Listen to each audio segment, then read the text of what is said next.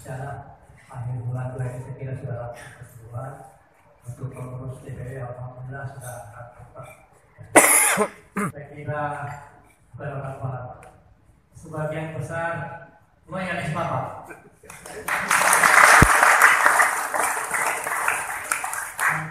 Mantan provinsi dan mantan pejabat kabupaten kota, dan juga dari unsur pengusaha, dan juga dari unsur kepala badan hukum, mantan bupati, seperti Pak Andi Rahman, Pak Dewan Penasehat, mantan bupati, itu kan? Iya. Jadi Pak Gubernur tidak usah jadi. Saya kira dari segi kemampuan tidak dilakukan, Pak. Kualitas pengurus, ya, partai berkarya sudah di selatan, namanya Kabupaten Kota. Sudah berpengalaman, Pak. Yang terbanyak ini, Pak.